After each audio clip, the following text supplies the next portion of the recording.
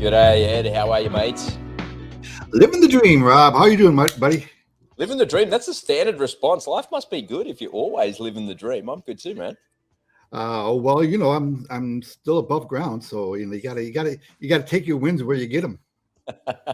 That's what I used to say in the army too, right? Your feet are pointing that way and nobody's shooting this way. We're good to go. Let's do whatever we need to do. We're good. Small victories. Look for the Small victories. victories. Hey, man, I'm excited to be doing today's show with you to highlight some of the madness that's going on in our world. I'm looking forward to having a little bit of fun with you here as well. So why don't we kick off the show and show people exactly what we're going to be talking about today on the Unspoken Truth, where we give opinions, we share our view of the world, and hopefully get you outside of that echo chamber that you might be living in. If you're inside the same echo chamber as me and Ed, that's all right. That's pretty good. This is a good place to be. And welcome if this is your first time here. We're going to be talking about Tucker Carlson. That's the biggest media story in the world today, and in fact yesterday as well. It's still trending on Twitter and that as well. We're going to be talking about digital ID and the tyranny that comes with that. And would you believe it, Joe Biden announced his candidacy. So we're going to have a bit of a laugh with some of these things. And there was a study I found earlier as I was drinking my coffee and having a piece of toast before we kicked off with this show. It says, stop eating hot chips. Or in America, they call them fries, right? I think that's actually I thought maybe you're talking about Doritos or something. No, there's some differences in our culture and our language right there for us. Yeah. Right. So I'm looking forward to having a discussion about that. Ladies and gentlemen, you can find us over on Spotify, Twitter, Telegram, and Rumble as well. I encourage you to hop on over to Spotify and check us out over there. If you can't get a hold of this show while you're in a commute, you're driving a car or something like that, then that's quite okay. You can listen to us via the podcast, and we're also starting to get a little bit active over on Telegram as well. So I encourage you to pop on over there.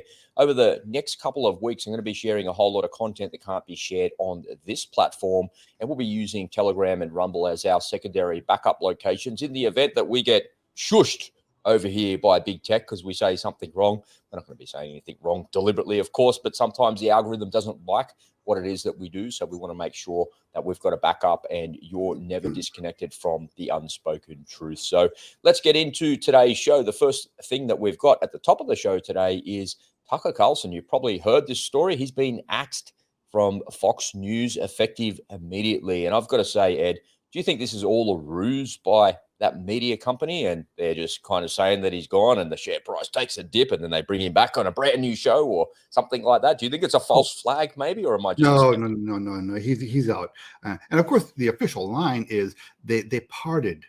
They parted ways. They didn't say he was axed. We won't know the real story until the movie comes out. About the whole thing. Look.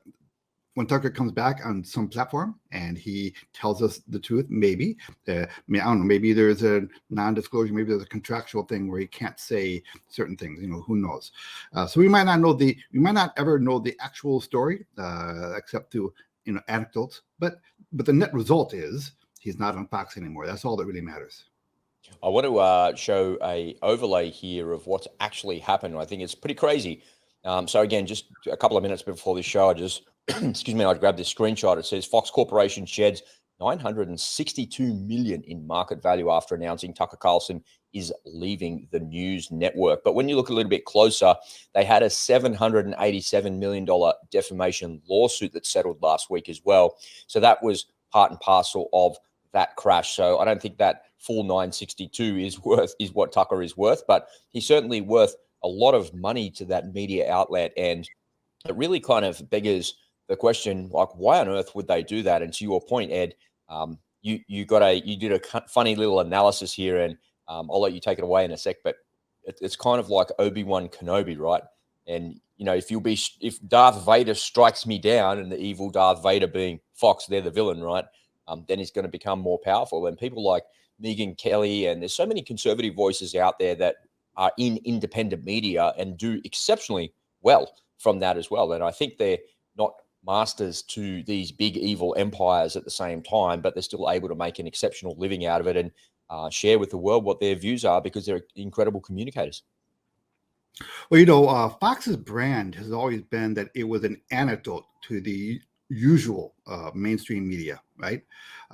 Now, in a lot of ways, Fox is not that conservative or traditional anymore. And people have been noticing that the coverage at that station has over time been watered down quite a bit. And they are now starting to lean toward the woke side. But then you got Tucker Carlson, that little island there of traditional values and conservative values. So, and he was the #1 rated show on Fox. So yeah, they axed their top talent, their big rainmaker. So you got to wonder to what degree ideology is starting to play a role. Ideology, all this ESG stuff going on with these corporations. Those aren't smart moves if you're worried about your share price. All right. So they're making decisions based on ideology. And that's what our world has come down to. People vote for people not because they think he's the best person to represent them, but because he's the flag bearer of their particular tribe. That's why. So and same thing with Fox News. So it just feels like they're making decisions not based on, sound business practices, because if they were, they would hold on to Tucker with both hands. So that's what it feels like to me. That again, we don't know the whole story, but just reading between the lines, that's the way it feels right now. Is that the wokeness is starting to seep in at Fox, which is a shame, because up until now, their brand has been this is the one place people could go for a countering opinion to all of the rest of the media out there.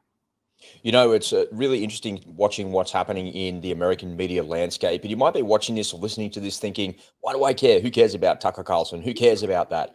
But the reality is the person that he's a huge influence on your thinking process and the way you think about things, because he's shedding a different perspective and a different light on your view of the world. And that's the thing that we need more of. Here in Australia, we have Sky News. And Sky News is full of conservative views and then some leftist views as well. But the mainstream ABC News, which is funded to the tune of $1 billion, I think maybe even a bit more, by the Australian government, is hugely left-leaning, massively left-leaning. And they're leftist greenies who are actually really quite unpleasant, if I'm honest. And it's that Whoopi Goldberg type journalism that you see here in Australia, for heaven's sake. And those voices are not the voices of reason or the voices of truth. They're the voices of ideology. And I'm not entirely convinced, Ed, that Fox News got rid of him because of woke ideology. I can't quite get myself there, because I was thinking about it yesterday. I watched a bunch of pundits on YouTube as I was kind of chilling out on a day off yesterday. And I was thinking that maybe it's not so much the woke ideology that's in there, but that's the cover for deep state. Because deep state owns all of this mainstream media, and they're the ones that force the narrative upon us. They're the ones that lie to us. They're the ones that tell us what actually works and what doesn't work. And that's when Donald Trump would get up in front of a lectern and call on CNN and go, no, I'm not talking to you, you're fake news. And the reason that it's fake news is because the people behind the deep state are trying to perpetuate a narrative there. And that narrative doesn't suit what Donald Trump is trying to say. So he just simply doesn't ask them a question. And Fox News are not immune to that. Fox News, as you say, a pretty woke organization anyway. And Tucker Carlson's the island of reason there. So I'm not sure if it's the woke ideology there. That's the cover. That's definitely there. But do you think maybe, Ed, that there's also something else going on behind that? Because he's suddenly so far outside of the narrative that deep state wants you to actually believe in. They've got no choice but to give him the chop. Well, again, we'll find the answer to that question when the movie comes out. We can't. We're just speculating, right? But I can tell you, and I should have researched this before the show, that there have been over the past few years some very important hires. They hired some new upper management people who have very strong ties to the left. And when I learned about that, I said, "Oh, here we go." They're going to start making policy changes, and I think that's starting. I think that's what's starting to happen. I should have grabbed the name of the guy, because people would recognize the name of the hire, and people would be surprised and shocked. how could they hire that guy? So there were warning signs. It's there if you look for it. Now, remember, circling back to the CNNs of the world, and the MSNBCs, their ratings are god awful. They're really, I mean, the Cartoon Channel regularly beats the ratings on these shows. And people would say, well, why do they continue to pursue the Rachel Maddows of the world if they know that if the ratings go down and down, it's a money loser? Well, I'll tell you why. These news outfits, MSNBC, CNN, these are just part of a puzzle of bigger corporations. So these corporations, they view those little projects as lost leaders for the company, because it fits their overall woke agenda. They don't mind losing money on the audience because that's a philosophy they believe in. So they're not looking to make money off of their news programs. That's fine, but it isn't. Those are important mouthpieces for getting their messages out. Serving their master, and it's a shame. This is why capitalism is so important, because capitalism always searches for it always caters to the consumer, right? It gives the consumer what it wants. But when you have communism and fascism as your basis, as your baseline, you don't care so much whether you're making money or not. So I don't see American TV because I'm in Australia, but I do see American TV YouTube clips all the time, and I try and look at that stuff. I try and look at that NBC. I look at that CNN stuff, and the vast majority of the reason that I'm looking at it, and the vast majority of reasons why I'm looking at that mainstream media, is to try and get a different view of the world, to get an objective view. Because I think, I started off by saying in jest that, why do you care about this? Like, who cares about Tucker Carlson? But I think it's a really important thing that you take the time to listen to the alternative views. Right. And we live in a society where you're just on one side.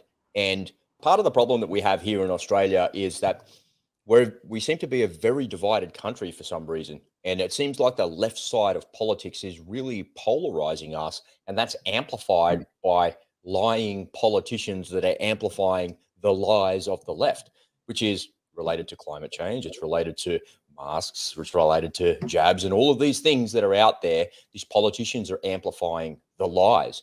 And the thing that I'm tired of, it seems to happen there in the States more than it does here in Australia, because the she'll be right, happy-go-lucky attitude of Australians is like, whatever, man, I just don't care. We're a bit more relaxed than you folks in America. You're kind of a bit more high-strung, right? But if I'm out there on the right side of a view and a conservative side of a view, and I go and say something that the left don't like, I get shouted down. And when these people shout me down, they call me a racist and they call me a misogynist, and they say all of these really derogatory things that I would never dream of saying to somebody else. And then I'm sort of like just left baffled thinking, why do they go straight there and call that person racist? What has racism got anything to do with what that person's saying in relation to their views? And I know I'm just talking generally about this, but we've seen this in our society a lot in the last couple of years.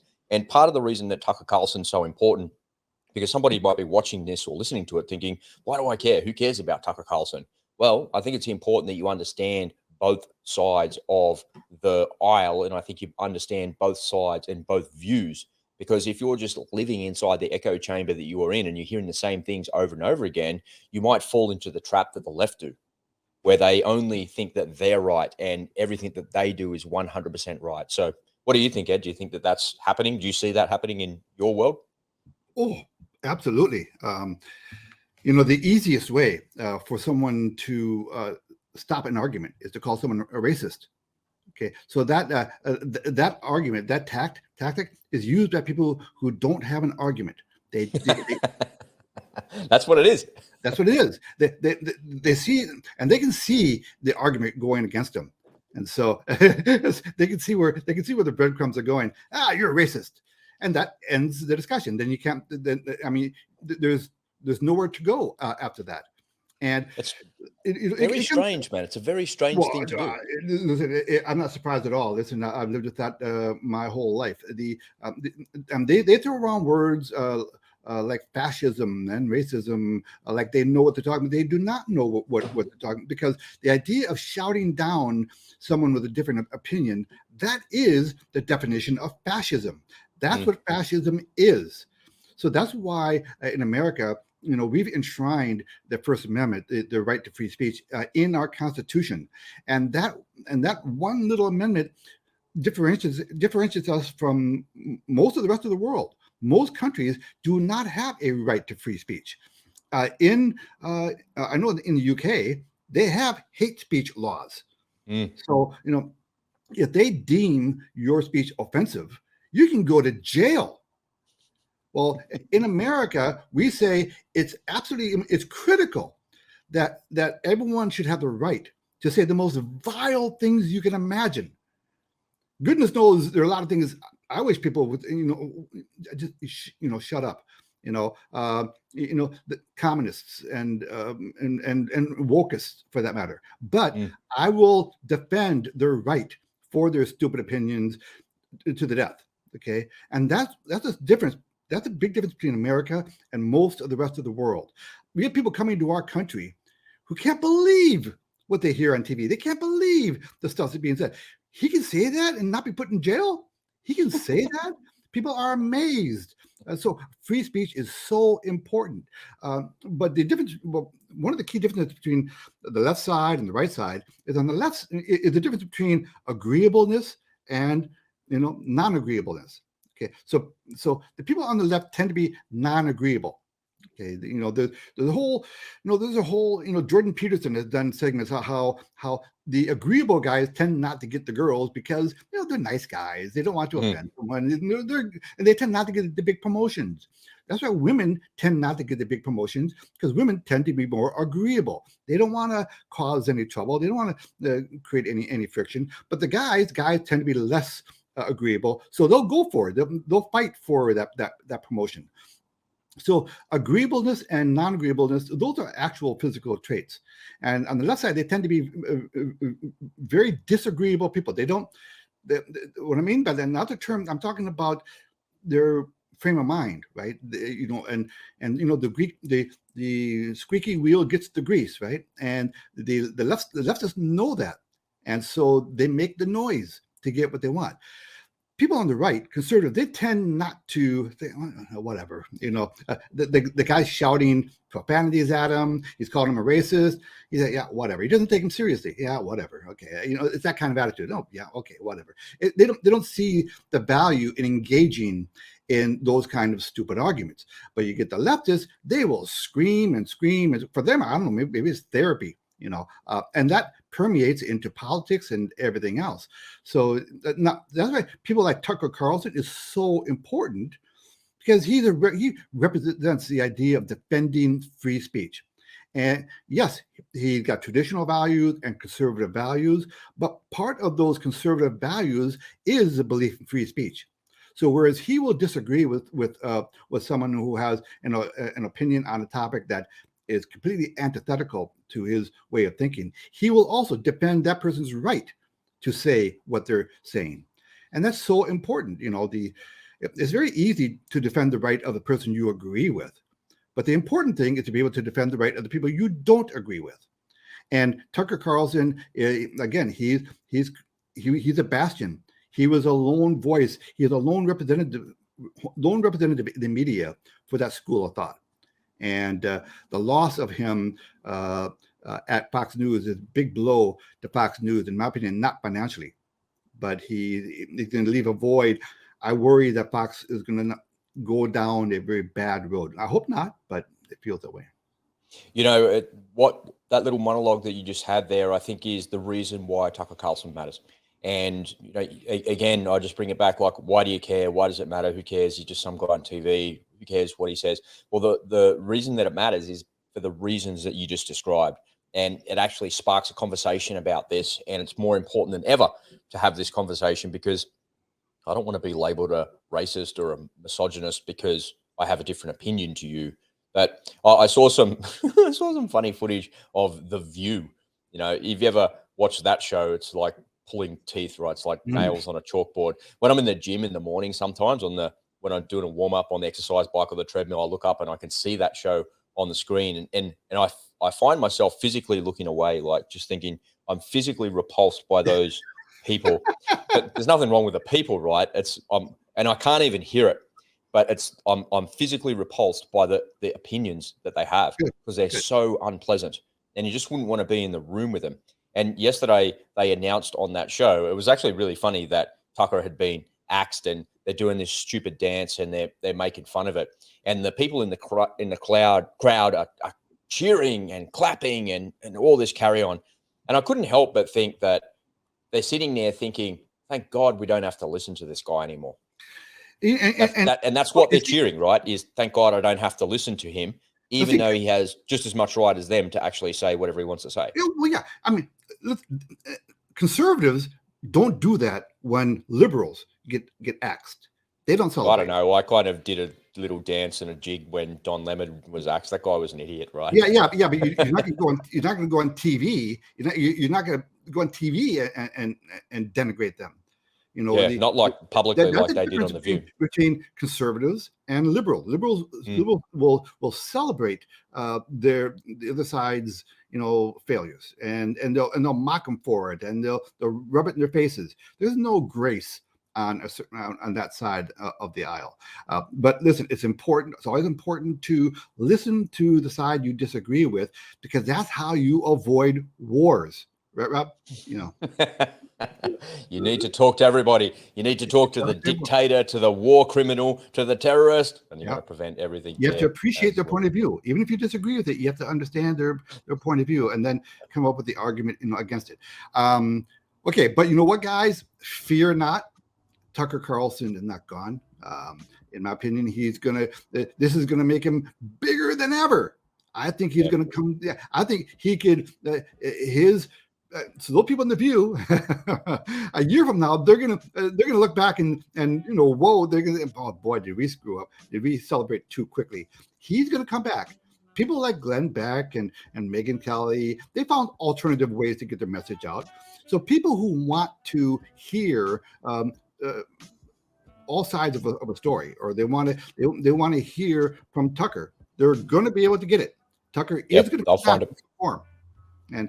And when this happened, as I think about this event, that when the news came out, I kept getting the same image in my head that I couldn't get it out. And I thought, let's put together a little video and share it. I want to share a video with the guys. So this is the way I kind of see this event. All right, let's sit. All right.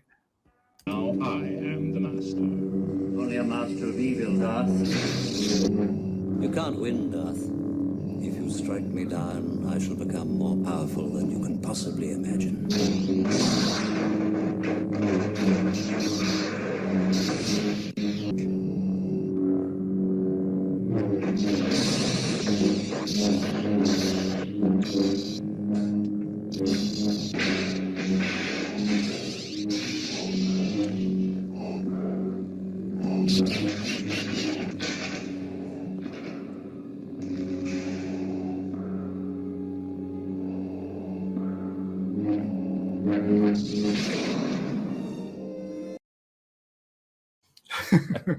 So what do you think, Rob? Do you think I never understood that scene as a kid, man?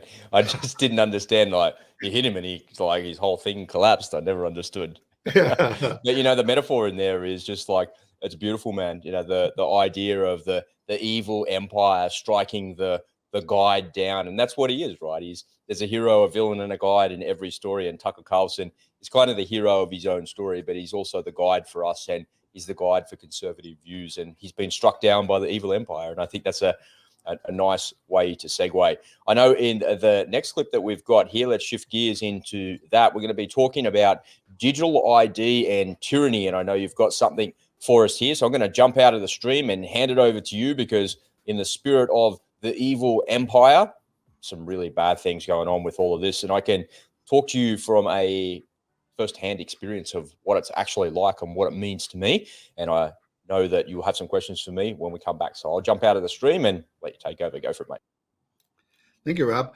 Okay, so today I want to talk to you about digital IDs. Now, this we've talked before about CBDCs, and we talked about the Unicoin, and we talked about, you know, the evil cabal that's trying to control our lives. And the idea of a digital ID is another step in that process. It's very important that you know about this and what the intentions are for digital IDs. It's not the convenient item that you think that they sell it as. I'm going to show you a couple of clips here. They are back to back, and between them, they're about 4 minutes long. I want to leave a lot of room for discussion with Rob about this. So I'm going to share a couple of clips that describe this digital IDs, and then we'll come back. Revelations chapter 13, verse 16, quote, "All people, small and great, rich and poor, free and slave, were forced to have a mark. Without the mark of the beast, it was impossible to buy or sell anything." Now, some might take this Bible verse to be a prophetic warning about digital ID. As it so happens, digital ID is about to be rolled out around the world, and it's more evil than anyone could have imagined, except perhaps the author of Revelations, that is. Let's start with a definition of digital ID so we're on the same page. A digital identity is a digital way of proving that you are you. In other words, digital ID is a digital version of the physical IDs that many of us have, be that a national ID card, a health card, driver's license, or passport. Like physical IDs, a digital ID is issued or accredited by the government and requires basic biometric information to create. Biometric information includes any physical attributes that are unique to you, such as your face, your fingerprint, or your iris. Unlike physical ID documents, a digital ID is stored on an electronic device such as your phone or computer. However, all the data about your digital ID is technically stored by the government or by whichever private company the government has contracted for this purpose. This is a small but significant detail because it means that digital ID systems are extremely centralized and ultimately outside of your control. The government or private company which issues the digital ID has the power to make changes to your digital ID without your consent, including deleting it. Well, many Australians over the past few days, may well be you or someone you know, has received a letter or an email, basically from their accountant, saying, oh, by the way, you've got to get a digital identity, a director's digital ID by next Wednesday, November 30th, or you could be fined $1 million. Really? Yes. An Act was introduced this year into the Australian Parliament which requires Australian company directors, which could be basically any small company, self-managed super funds and so on, everyday Australians, to obtain a director identification number, a 15-digit digital thing, which the government claims is to avoid illegal activity, company activity. We didn't need one before, but apparently we need one now. Many companies have raised concerns about this new requirement and the way it could compromise corporate and individual privacy. I mean, think of all those Medibank things that have been hacked. We heard of another one today. So it's intertwined with a few new government platforms. We've got the new MyGov ID platform. We've got the new ABRS platform, Australian Business Registry Services. And in fact, the chairman of the ATO, Australian Taxation Office, is the registrar of this new ABRS platform. And this is where you sign up. Why? Well, you upload all of your personal identification number onto MyGov ID, which is a new platform, and then it integrates with ABRS, which is the new corporate or business platform, if you will. And on here, with all of your data uploaded, your personal and professional. To be central to this discussion, we've seen, Andrea, in the past, for example, in the Hawke years, there was talk of an Australian ID card, a pass card, whatever it was called. The public revolted against it and said, no, government shouldn't have this amount of information and control over us. This leaves that for dead. That's child's play compared to what is being proposed now. So, Rob, have you paid your $1 million fine yet? I gave him your address I said I moved to Minnesota. That's what it was. That's a little bit old now, because you're talking about November last year, and here we are 5 months on, 6 months on. But the reality is, if you want to continue to operate your business here in Australia, you need to comply. And it's a form of the government putting you into duress and into a wrist lock. There's nothing you can do. I can't tap out of the wrist lock. It just is what it is. And when you read between the lines of what it is that they're trying to do, it's actually a really good idea. The problem is the people that run it, I don't trust them because they're liars. That's the problem. Sure. Right? It's great in theory until you realize that it's all going to be centralized. There is that dirty word again, centralized.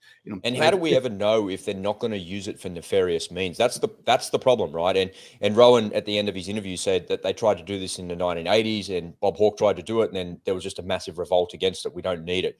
But we're edging closer and closer to this, and what happens is we're just the proverbial frog in the boiling pot.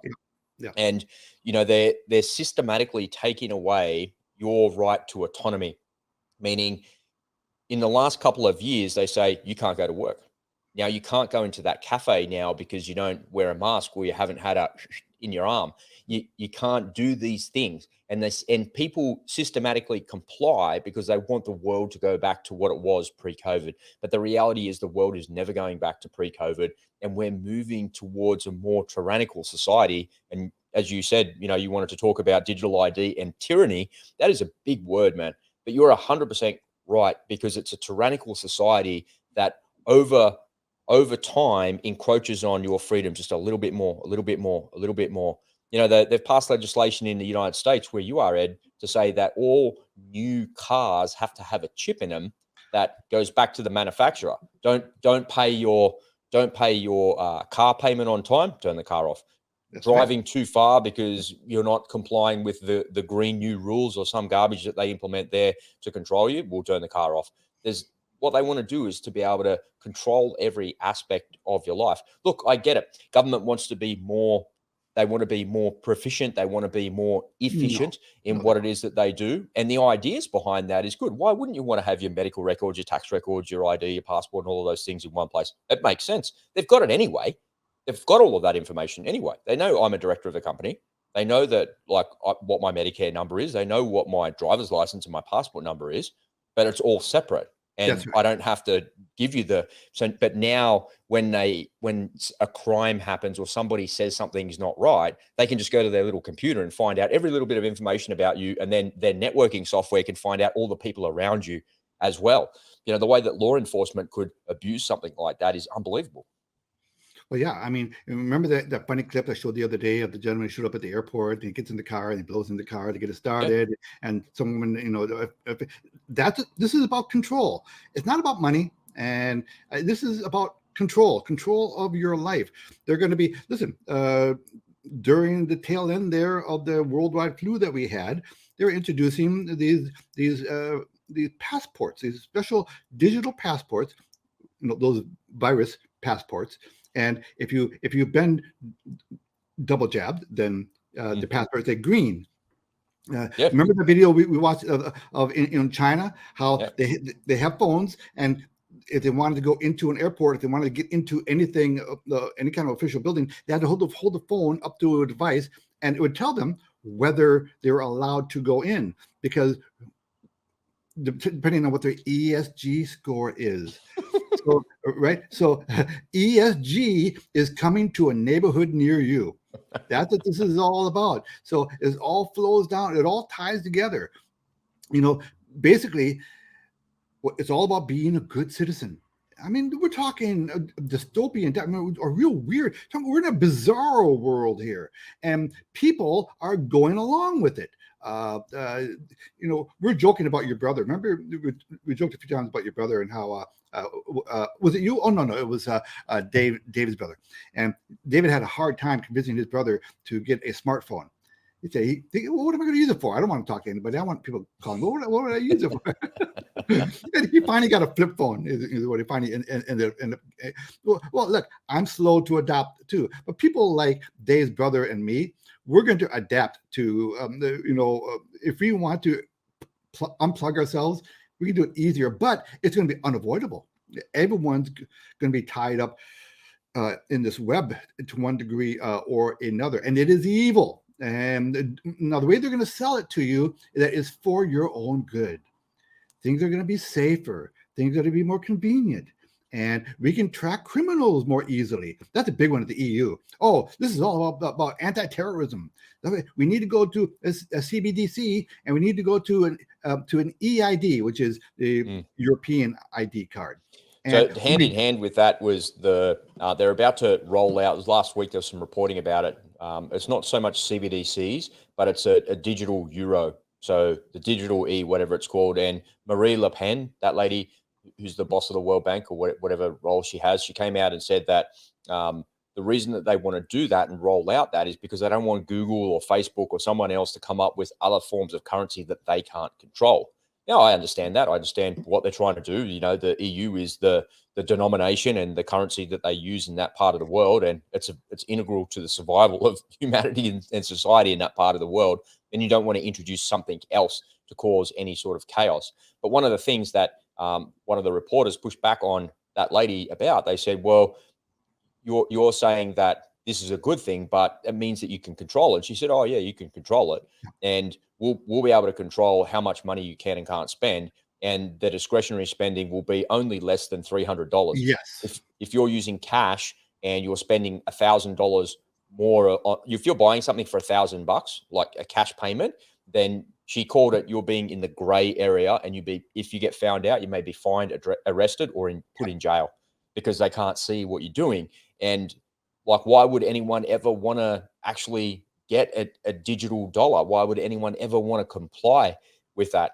And the idea is, if I told 10 people about that, whatever you do, don't do that, because this is what they're going to do. And they tell 10 people, we can create a groundswell behind us to say, hey, don't do this. And this is like a real problem. Well, that's one of the missions that you and I are on, right? That's the unspoken truth.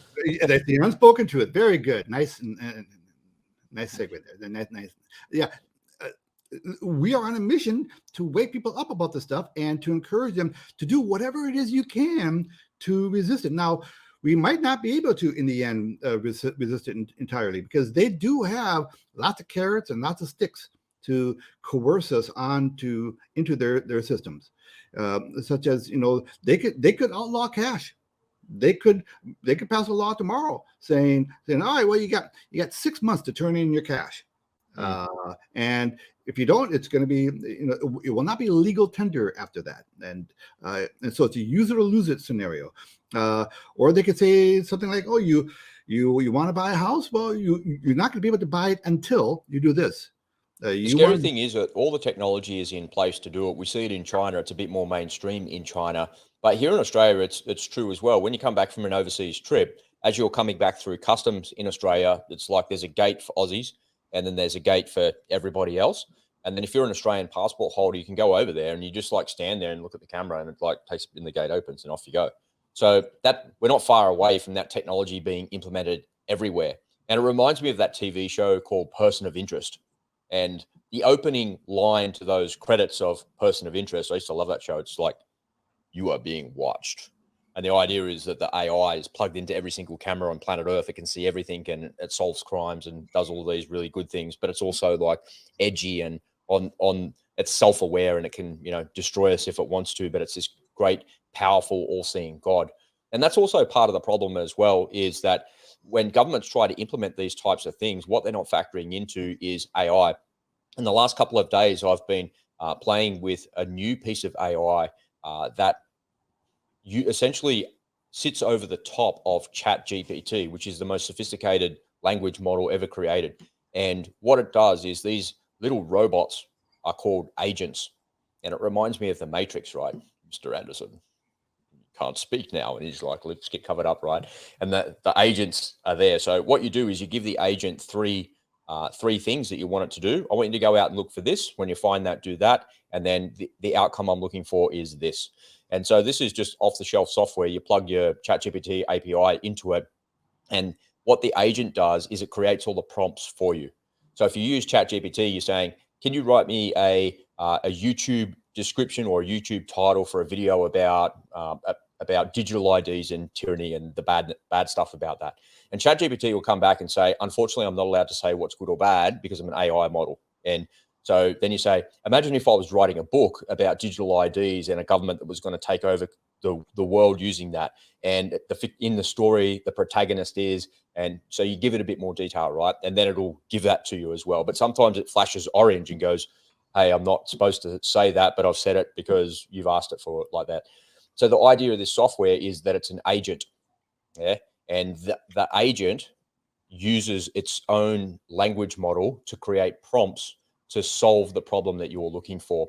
So if a police officer was looking for person X, they could go in, use the agent, and the agent goes and scours the internet and feeds it to ChatGPT, and it solves all the problems without you having to even think about anything. So we're moving a step closer to artificial general intelligence, but what we're not factoring in as we edge closer to the edge of and staring over into the abyss, what's down there, is it's an artificial intelligence monster that's going to pull us up and pull us down into that pit. And that's a problem. Imagine if you got the AI monster and the AI agents with a level of sophistication and you plug that in behind the Great Firewall in China. You could extract all the information about all of those people. And they've probably already got that. And Vladimir Putin said it. He said, whoever owns artificial general intelligence will rule the world. And we're on the cusp of this AGI thing. We all thought it was going to happen. The singularity of computers is going to happen in 2040, but it looks like it will happen in the next 12 months. And this AGI is not factoring in any of this stuff that we're talking about as it relates to digital IDs and all of those things. And in fact, it might go so far as to make some of it redundant as well, which is a pretty interesting topic.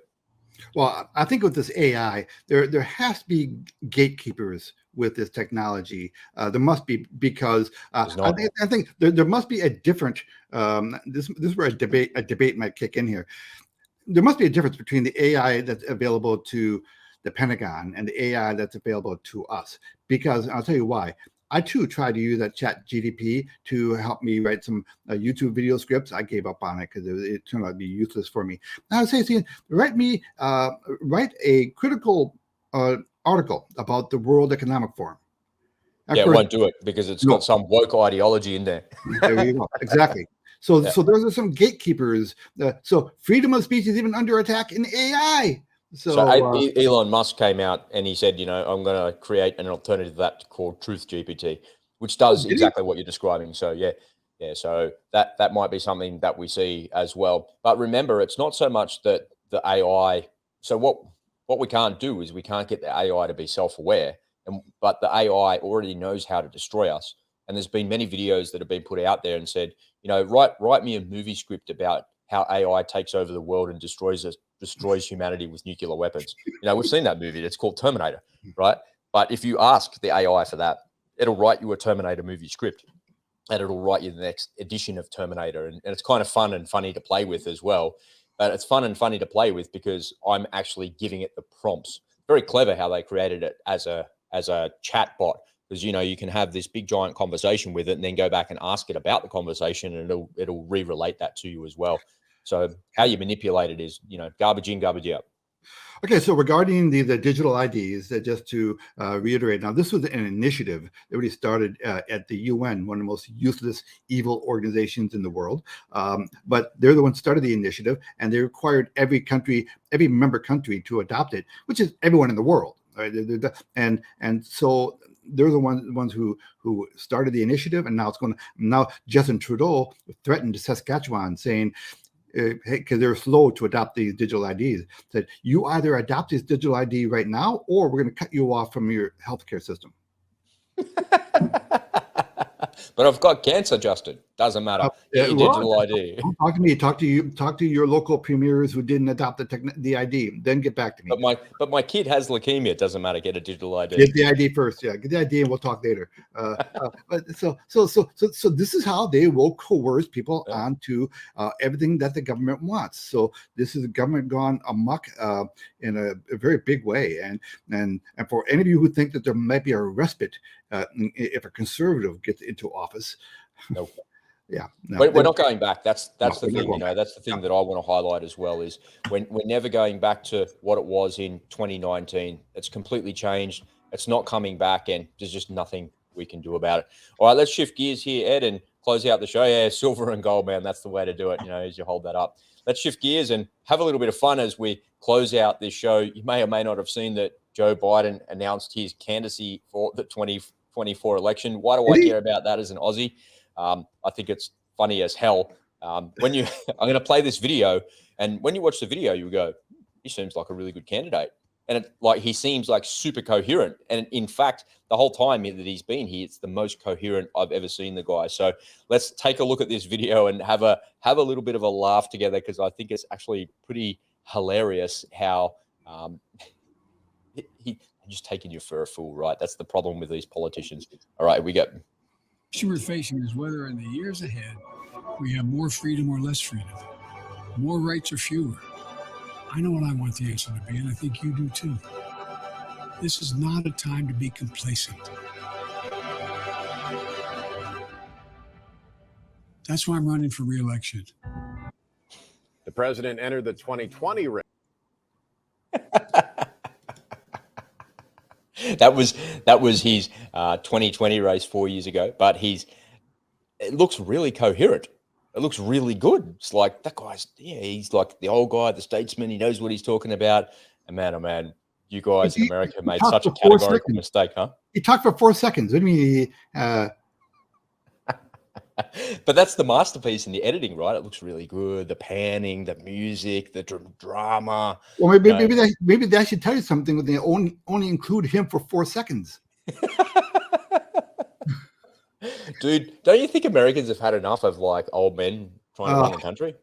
Both Trump and your lips to God's ear. Come on, where are people's ouch points? I mean, all you have to do is look at freaking California.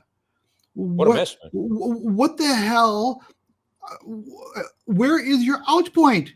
Where do you say enough is enough? When does ideology take a backseat to your family's interest? Children can't go to parks because there's human feces and drug needles laying all over the place. Big city, I mean, San Francisco, one of the jewels of America. And it's such a proud, foreigners would come there, we'd be proud. Now we'd be embarrassed for foreigners to go to San Francisco. It's an embarrassment. California is one big embarrassment. And it's one failed experiment after another. And they are so demonstrably stupid, the leaders. You don't have to look any further than their policy on these EVs, right? They want everybody in California to have EV by 2030. That's coming up real fast, okay? Everybody has to have an EV. And oh, by the way, during the summertime, we need you to not to charge your car because you don't have to go good. I've poked the California bear in you. That's what it is. What you're talking about reminds me of, I came to one of these interviews that we did one time and I was wearing a New York hat and you're like, what's with the New York hat, man?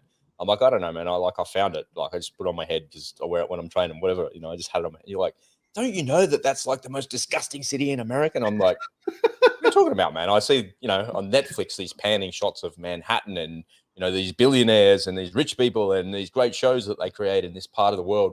And maybe it was once like that. But you're quite right. After you said that, I don't know, maybe it's the reticular activation system in your brain. I started seeing really negative things in a bunch of different places. Recently, I saw a video about Philadelphia and the drug problem that they have there with, what is it with fentanyl? Fentanyl is laced with tranq. Right. So tranq is a horse tranquilizer, and they mix it with fentanyl. And the tranquilizer, so the fentanyl only lasts for about 2 hours, but the tranquilizer lasts for about 7 or 8 hours. And these people, it was a Vice report, right? And it was these people driving around in a car with a local who got out of that space, and he was saying, this is where it is what's happening.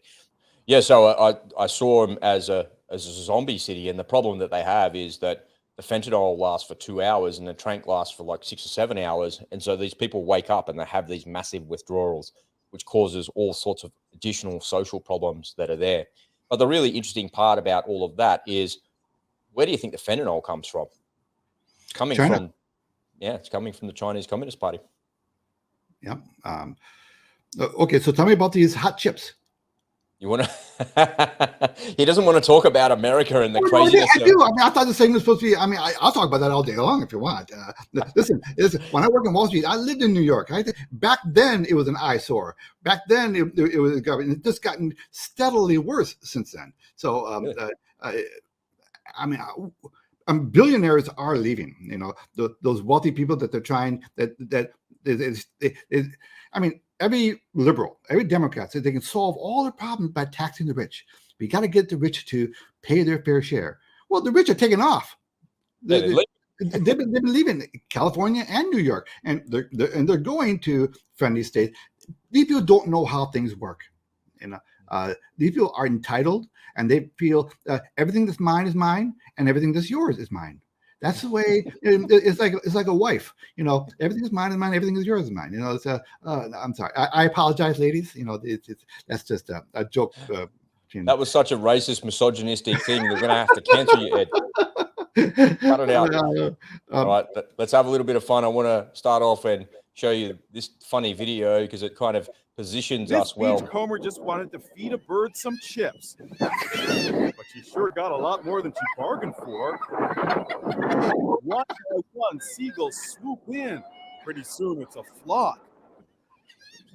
Looks like a crazy video from the beach where I live, right? The seagulls are pretty aggressive and nasty. If you're not careful, they really will go for you. Like a bunch of Democrats where there's a free buffet. It's hey, cut it out with the racist remarks, pal. Yeah, well, I haven't decided yet today whether I want to be a racist or a misogynist. I keep going back and forth every day I wake up. So what do I want to be today? You know, it's a funny thing because everything will kill you, right? And one of my favorite memes and t-shirts, I want to buy it on a t-shirt. It's a skydiving t-shirt, right? The guy's like head down and said, everything will kill you. Die doing something that you love. And I came across this little bit of research that I saw in the last couple of hours, in actual fact, and it talks about why fried food. So new research suggests that hot chips may be linked to depression.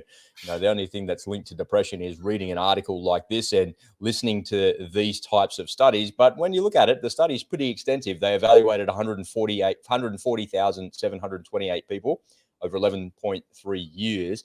And after excluding participants with depression within the first 2 years, a total of 8,294 cases of anxiety and 12,735 cases of depression were found in those that consumed fried food, while specifically fried potatoes were found to have a 2% increase in the risk of depression over fried white meat, meaning chicken. So you can go out and eat KFC and you can eat chicken, but just don't eat the chips with the chicken because it'll increase the chances of depression or anxiety. Like, all right, so really?